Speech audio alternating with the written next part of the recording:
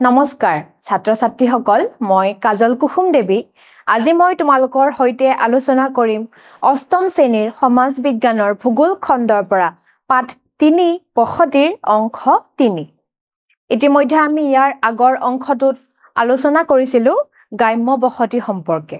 আৰু গ্ৰাম্য বসতিৰ বিভিন্ন প্ৰকাৰসমূহৰ ওপৰত এতিয়া আজিৰ ভিডিঅ'তনো তোমালোকে কি জানিব পাৰিবা এবাৰ চাই লোৱা প্ৰথমতে নগৰীয়া বসতি কি অৰ্থাৎ নগৰীয়া বসতি বুলিলে কি বুজা আৰু দ্বিতীয়তে গ্ৰাম্য আৰু নগৰীয়া বসতিৰ বৈশিষ্ট্যসমূহ অৰ্থাৎ গ্ৰাম্য আৰু নগৰীয়া বসতিৰ পাৰ্থক্যনো কি ইয়াৰ কিনো বৈশিষ্ট্য আছে বা কি কাৰকে এই বৈশিষ্ট্যসমূহ নিৰূপণ কৰাত সহায় কৰে এই সম্পৰ্কে আমি আজিৰ ভিডিঅ'টোত আলোচনা কৰিম এতিয়া আজি আমি প্ৰথম টপিকটোলৈ আগবাঢ়ো প্ৰথম টপিকটো হ'ল নগৰীয়া বসতি ইংৰাজীত কোৱা হয় আৰবান সেটেলমেন্ট এতিয়া নগৰীয়া বসতিনো কি নগৰীয়া বসতি হৈছে নগৰক কেন্দ্ৰ কৰি গঢ় লৈ উঠা বসতি আৰু এই ধৰণৰ বসতিত কি হয় ঘন জনবসতিপূৰ্ণ হয়নে নগৰীয়া বসতি অতি ঘন বসতিপূৰ্ণ কাৰণ নগৰত বিভিন্ন সা-সুবিধাসমূহৰ উপলব্ধতা আছে সোৱা নগৰীয়া বসতিক পৌৰ বসতি বুলিও কোৱা হয় পৌৰ শব্দৰ অৰ্থ হ'ল নগৰ এটা যে নগৰীয়া বসতি আমি নগৰীয়া বসতি বা পৌৰ বসতি বুলিও ক'ব পাৰো আৰু এই পৌৰ শব্দটোৰ অৰ্থ কি বাৰু নগৰ শিক্ষাই মানুহৰ বুদ্ধিবৃত্তি আৰু শক্তি সামৰ্থ্যৰ উৎকৰ্ষ সাধন কৰে মানে শিক্ষাৰ দ্বাৰা মানুহৰ বুদ্ধি বৃত্তি জ্ঞান বা বিভিন্ন ধৰণৰ সামৰ্থ্যৰ উৎকৰ্ষ সাধন হয় আৰু সেই কাৰণে মানুহে কি কৰিব পাৰে প্ৰাকৃতিক সম্পদসমূহৰ ব্যৱহাৰ কৰি মানৱসৃষ্ট পৰিৱেশ গঢ়ি তুলিব পাৰে বিশেষকৈ মানৱসৃষ্ট পৰিৱেশ বুলি কওঁতে কি বুজাইছে যাতায়াত পৰিবহন হওক উদ্যোগ হওক এইসমূহ মানুহে প্ৰকৃতিৰ উপাদানসমূহ ব্যৱহাৰ কৰি গঢ়ি তুলিব পাৰে এনে সামৰ্থ্যৱান মানুহে প্ৰকৃতিৰ পৰা পোৱা বিভিন্ন সম্পদ ব্যৱহাৰ কৰি কৃষিৰ উপৰিও শিল্প উদ্যোগ গঢ়ি তোলে গতিকে কৃষিৰ উপৰিও মানুহে নিজৰ জ্ঞান বুদ্ধি বৃত্তি কাৰিকৰী দক্ষতা এইসমূহ ব্যৱহাৰ কৰি আন বিভিন্ন ধৰণৰ কাম কৰিব পাৰে তাৰ ভিতৰত শিল্প উদ্যোগ গঢ়ি উঠিব পাৰে আৰু শিল্প উদ্যোগ কি নগৰীয়া বসতিৰ লগত জড়িত গতিকে এই ধৰণে মানুহে নিজৰ বুদ্ধি জ্ঞানেৰে বিভিন্ন ধৰণৰ কাম কৰিব পাৰে ফলত পূৰ্বতে খেতি পশুপালন মাছ ধৰা আদি কামত নিয়োজিত একাংশ লোক নিয়োজিত হয় উদ্যোগ বেপাৰ বাণিজ্য গতিকে যিহেতুকে মানুহৰ যিবোৰৰ জ্ঞান বুদ্ধিবৃত্তি আছে শিল্প উদ্যোগ এইবোৰ গঢ়ি তুলিব পাৰে যিসকলে তেওঁলোকে কি কৰে পূৰ্বতে যি কৰি আছিল কৃষি কাৰ্য সেইবোৰ এৰি বা ত্যাগ কৰি তেওঁলোকে কি কৰে কি কামত জড়িত হয় প্ৰথমটো হ'ল উদ্যোগ হয়নে কল কাৰখানা এইবোৰ কামত জড়িত হয় তাৰ উপৰি বেপাৰ বাণিজ্য ইত্যাদি কামতো জড়িত হোৱা দেখা যায় ফলস্বৰূপে কি হয় এই গ্ৰাম্য বসতি বা গাঁৱলীয়া বসতি নগৰীয়া বসতিলৈ পৰিণত হয় এইদৰে কৃষি বসতি উদ্যোগ ভিত্তিক বসতিলৈ ৰূপান্তৰিত হয় হয়নে যি মানুহ আগতে কৃষিৰ লগত জড়িত আছিল সেই কৃষি এৰি তেওঁলোকে শিল্প উদ্যোগৰ লগত জড়িত হ'ল হয়নে আৰু আন বিভিন্ন বেপাৰ বাণিজ্যৰ লগত জড়িত হ'ল গতিকে সেই গ্ৰাম্য বসতিৰ সলনি হয় কি হ'ল উদ্যোগ ভিত্তিক হয়নে যান্ত্ৰিক ভিত্তিক বসতিলৈ পৰিণত হ'ল এই ধৰণে মানুহে বিভিন্ন কাম কাজৰ দ্বাৰা কি কৰিব পাৰে মানৱ সৃষ্ট পৰিৱেশ গঠন কৰিব পাৰে এতিয়া চোৱা উদ্যোগ ব্যৱসায় বাণিজ্য পৰিবহন আদিৰ ওপৰত ভিত্তি কৰি কি হয় এনে ঠাইত বজাৰৰ বিকাশ ঘটে আৰু পাছলৈ এই ঠাইবোৰে কি হয় চহৰৰ সৃষ্টি কৰে এতিয়া শিল্প উদ্যোগ আমি পাইছিলো যে উদ্যোগ কেতিয়াবা এনেকুৱা দেখা যায় যে উদ্যোগ এটা এখন ঠাইত গঢ় লৈ উঠাৰ পিছত আন বিভিন্ন সুবিধা সেই ঠাইত পৰিলক্ষিত হয় তেনে যাতায়াত পৰিবহণ উন্নত হয় হয়নে ঠিক তেনেকৈ সেই ঠাইত নিয়োগৰ সুবিধা সৃষ্টি হয় চিকিৎসা স্বাস্থ্য এই বিভিন্ন সুবিধাসমূহৰ সেই ঠাইত সৃষ্টি হোৱা দেখা যায় আৰু তাৰ উপৰিও এই যে উদ্যোগত উৎপাদিত সামগ্ৰীসমূহ এইসমূহৰ বিক্ৰীৰ কাৰণে বা বিভিন্ন বেপাৰ বাণিজ্য কৰাৰ কাৰণে কিহৰ সৃষ্টি হয় বজাৰৰ সৃষ্টি হয় আৰু এই ধৰণে কি হয় ক্ৰমান্বয়ে যিবোৰ গ্ৰাম্য বসতি আছিল সেইবোৰ নগৰীয়া বসতিলৈ পৰিণত হয় আৰু এই বজাৰে কেন্দ্ৰ কৰি পিছলৈ সেইবোৰ কি হয় চহৰৰ সৃষ্টি হয় নগৰৰ সম্প্ৰসাৰণ হয় অৰ্থাৎ নগৰবাসী লোকৰ বাবে বেপাৰ বাণিজ্য শিল্প উদ্যোগ শিক্ষানুষ্ঠান অফিচ কাছাৰীৰ চাকৰি আদি প্ৰধান বৃত্তি আমি পাইছিলো যে গাঁৱলীয়া মানুহৰ বৃত্তি কি আছিল কৃষি পশুপালন বনজ সম্পদৰ আহৰণ আকৌ নগৰীয়া মানুহৰ বৃত্তি কি বেপাৰ বাণিজ্য চাকৰি শিক্ষানুষ্ঠান এইসমূহ গতিকে এই নগৰবাসীসকল প্ৰধানকৈ দ্বিতীয়ক তৃতীয়ক আৰু চতুৰ্থক বৃত্তিৰ লগত জড়িত হৈ পৰে গাঁৱলীয়া মানুহ জড়িত হয় প্ৰাথমিক বৃত্তিৰ লগত কৃষি পশুপালন এইবোৰৰ লগত আৰু নগৰীয়া মানুহ জড়িত হয় দ্বিতীয়ক বৃত্তি তৃতীয়ক বৃত্তি চতুৰ্থক বৃত্তি এটা এইবোৰনো কি আমি আলোচনা কৰিম তোমালোকে এই তালিকাখন চাবা ইয়াত দিয়া আছে এই যে প্ৰাথমিক বৃত্তি দ্বিতীয়ক বৃত্তি তৃতীয়ক বৃত্তি চতুৰ্থক বৃত্তি এই সমূহৰ ভিতৰত কি কিনো বৃত্তি পৰে এটা চোৱা প্ৰাথমিক বৃত্তিৰ ভিতৰত কি আহিব কৃষি পশুপালন মাছ ধৰা শিকাৰ খনিজ সম্পদ আহৰণ এইসমূহ প্ৰাথমিক বৃত্তি দ্বিতীয়ক বৃত্তিত চোৱা কি আহে কল কাৰখানাৰ কাম-কাজ ঘৰুৱা শিল্পকৰ্ম ইত্যাদি এইসমূহ প্ৰাথমিক আৰু দ্বিতীয়ক বৃত্তিৰ লগত জড়িত এতিয়া চোৱা তৃতীয়ক বৃত্তিৰ লগত কি জড়িত উকালতি বেংক সেৱা শিক্ষকতা গীত গোৱা ছবি অঁকা ইত্যাদি আকৌ চতুৰ্থক বৃত্তিৰ লগত জড়িত ব্যৱস্থাপনা পৰিচালনা গৱেষণা উদ্যোক্তা ইত্যাদি গতিকে এই ধৰণে বিভিন্ন ধৰণৰ বৃত্তি লগত বিভিন্ন কাম-কাজ জড়িত এটা নগৰীয়া মানুহ দ্বিতীয়ক তৃতীয়ক আৰু চতুৰ্থক বৃত্তিৰ লগত জড়িত আৰু গাঁৱলীয়া মানুহ প্ৰাথমিক বৃত্তিৰ লগত বিশেষকৈ জড়িত হৈ থাকে এতিয়া চোৱা এখন তালিকা দিয়া আছে ইয়াত বিশ্বৰ বহুতো চহৰ নগৰৰ কথা দিয়া আছে যিবোৰ ক'ত অৱস্থিত নদীৰ পাৰত অৱস্থিত আমি পাইছিলো যে সাধাৰণতে ডাঙৰ চহৰবোৰ বা আমি গ্ৰাম্য বসতিৰ কথাও পাইছিলো যে নদীক কেন্দ্ৰ কৰি উপকূলীয় অঞ্চলক কেন্দ্ৰ কৰি বিভিন্ন ধৰণৰ সভ্যতাই গঢ় লৈ উঠে এতিয়া বিশ্বৰ ইয়াত কিছুমান চহৰ আৰু নগৰৰ নাম দিয়া হৈছে কি নদীৰ পাৰত অৱস্থিত এই চহৰসমূহ দিয়া হৈছে প্ৰথমতে চোৱা ডিব্ৰুগড় তেজপুৰ গুৱাহাটী ধুবুৰী একেখন চহৰ কি নদীৰ পাৰত আছে ব্ৰহ্মপুত্ৰ আমাৰ অসমৰে হয় একেখন চহৰ ঠিক তেনেকৈ এই গংগা নদীৰ পাৰত আছে পাটনা বেনাৰস আদি চহৰ আকৌ সিন্ধু নদীৰ পাৰত আছে কৰাচী হায়দৰাবাদ আকৌ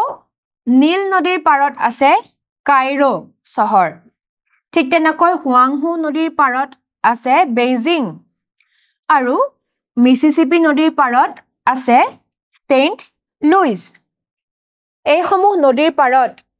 এই চহৰসমূহ গঢ় লৈ উঠিছে আকৌ চোৱা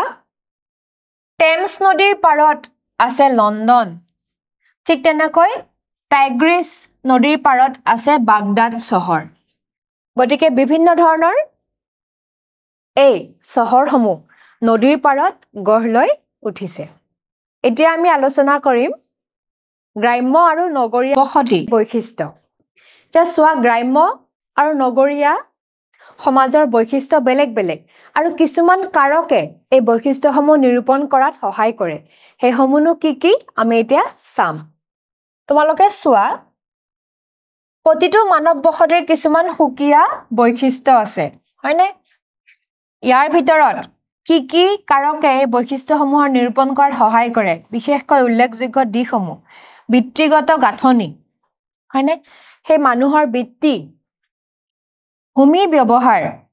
ভূমি কি ধৰণে ব্যৱহাৰ কৰে গাঁৱত কি ধৰণে ব্যৱহাৰ কৰে নগৰত কি ধৰণে ব্যৱহাৰ হয় অনুষ্ঠান প্ৰতিষ্ঠান তাৰ পিছত যোগাযোগ এই অনুষ্ঠান প্ৰতিষ্ঠানসমূহৰ সংখ্যা গাঁৱত বেছি না নগৰত বেছি ক'ত কেনেকুৱা ঠিক তেনেকৈ যোগাযোগ পৰিবহন ব্যৱস্থা ক'ত সুচল গাঁৱত নে নগৰত ঠিক তেনেকৈ ঘৰৰ আকৃতি আৰু আৰ্হি ঘৰৰ আকৃতি পৰম্পৰাগত নে আধুনিক ৰাস্তা ঘাটবোৰ কেনেকুৱা সুচল নে সুচল নহয় ঠিক তেনেকৈ উদ্যোগৰ সুবিধা ক'ত বেছি আৰু বাণিজ্য এই বাণিজ্যৰ ক্ষেত্ৰত কোন বেছি আগবঢ়া গাঁও বেছি আগবঢ়া নে নগৰ বেছি আগবঢ়া এই বিভিন্ন কাৰকসমূহে সেই বৈশিষ্ট্যসমূহ নিৰ্ধাৰণ কৰে গাঁও আৰু চহৰৰ অকল বৈশিষ্ট্য নহয় আমি ইয়াৰ পৰা পাৰ্থক্যসমূহো দেখিম গাঁও আৰু নগৰৰ মাজত এতিয়া চোৱা সময় আৰু স্থানৰ লগে লগে এই বৈশিষ্ট্যবোৰ সলনি হয় এখন গাঁও আৰু চহৰৰ মাজত এই বৈশিষ্ট্যসমূহৰ ক্ষেত্ৰত এক আকৰ্ষণীয় পাৰ্থক্য লক্ষ্য কৰিব পাৰি মই ইতিমধ্যে ক'লো অকল বৈশিষ্ট্যই নহয় সেই বৈশিষ্ট্যবোৰৰ পৰা আমি কিছুমান পাৰ্থক্যও দেখিম যে গাঁও আৰু নগৰৰ মাজত কিনো পাৰ্থক্য আছে আকৌ ডাঙৰ চহৰ আৰু সৰু চহৰৰ মাজত যথেষ্ট তাৰতম্য আছে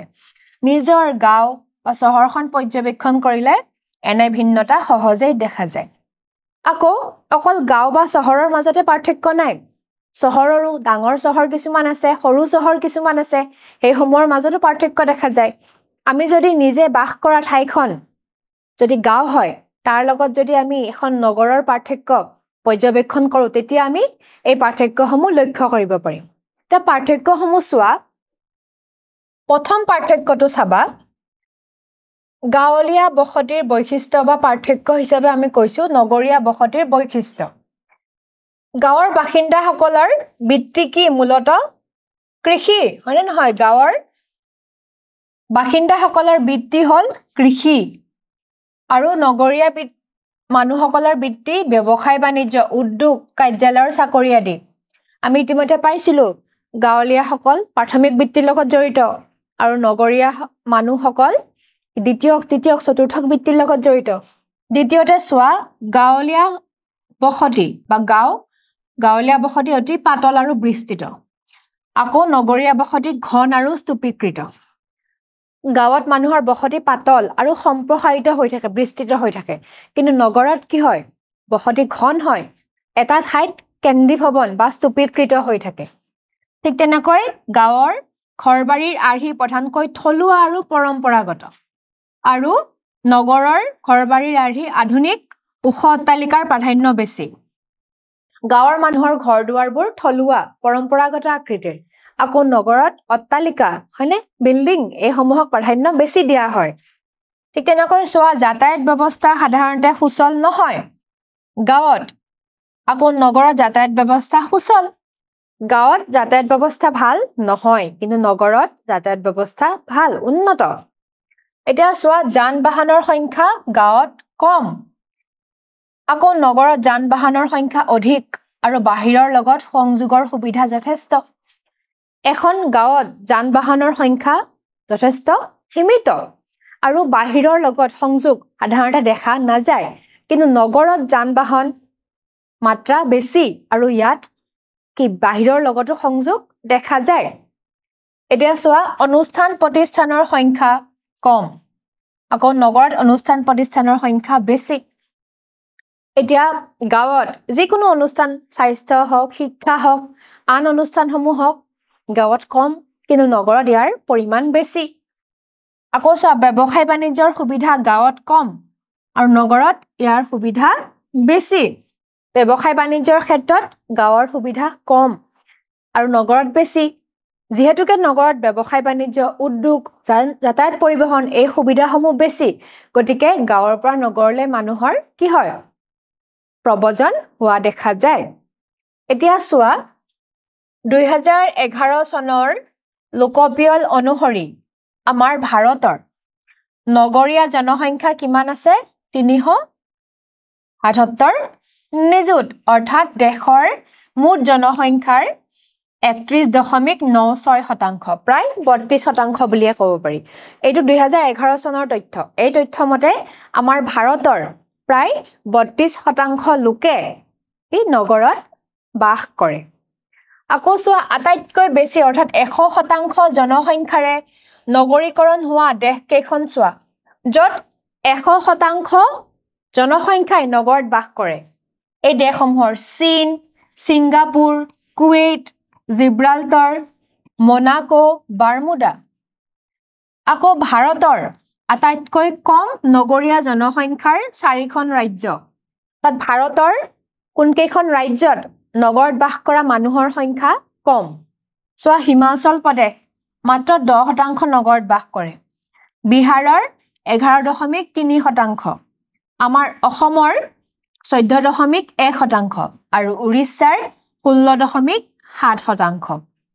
গতিকে এইকেইখন ৰাজ্যৰ পৰা অতি কম সংখ্যক মানুহে নগৰত বাস কৰে গতিকে এই তথ্যসমূহ তোমালোকে মনত ৰাখিব যত্ন কৰিবা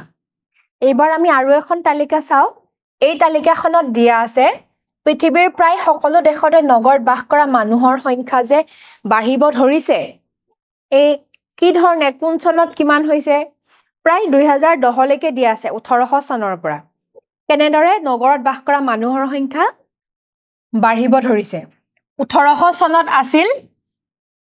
3% মানুহে নগৰত বাস কৰিছিল 1850ৰ প্ৰায় 6% মানুহে বাস কৰিছিল 1900 চনত যদি চাও 14% মানুহে নগৰত বাস কৰিছিল 1950 চনৰ প্ৰায় 30% 2001 চনত প্ৰায় 48% আৰু 2010 চনত প্ৰায় 50.5 মানে বিশ্বৰ 2010 চনলৈকে এই তথ্যমতে আমাৰ বিশ্বৰ প্ৰায় 50.5% মানুহে নগৰত বাস কৰে মানে প্ৰায় আধা সংখ্যক জনসংখ্যা বিশ্বৰ নগৰত বাস কৰে আৰু আধা সংখ্যকে গাঁৱত বাস কৰে এতিয়া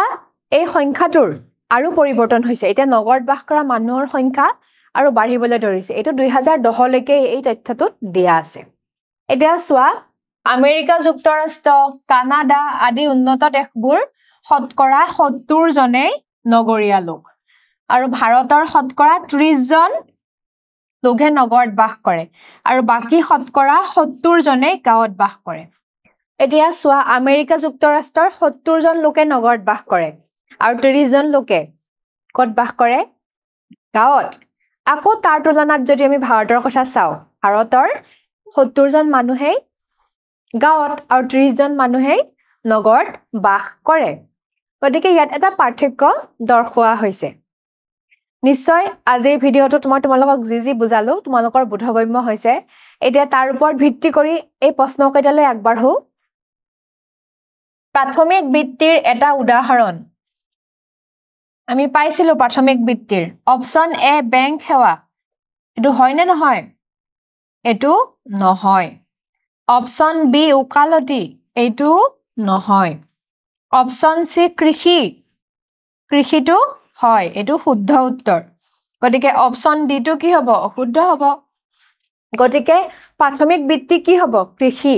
আৰু কিছুমান আছিল পশুপালন আছিল বনজ সম্পদৰ আহৰণ আছিল তোমালোকৰ নিশ্চয় মনত আছে এতিয়া সোৱা দ্বিতীয় প্ৰশ্নটো নগৰবাসী সকল প্ৰধানকৈ দ্বিতীয় তৃতীয় আৰু চতুৰ্থ বৃত্তিৰ লোক আমি পাইছো গাঁৱলীয়া লোকসকল প্ৰাথমিক বৃত্তিৰ আৰু নগৰীয়া লোকসকল কি আছিল দ্বিতীয় তৃতীয় আৰু চতুৰ্থ বৃত্তিৰ গতিকে এই উত্তৰটো কি হ'ব শুদ্ধ হ'ব এতিয়া 3 নম্বৰ প্ৰশ্নটো সোৱা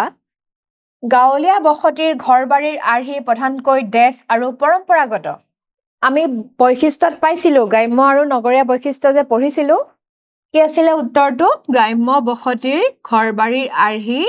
থলুৱা আৰু পৰম্পৰাগত আজি মই তোমালোকৰ সৈতে আলোচনা কৰিলো নগৰীয়া বসতিৰ বিষয়ে আজিৰ ভিডিওটো ইমানেই পৰৱৰ্তী ভিডিওত পুনৰ লগ পাম ধন্যবাদ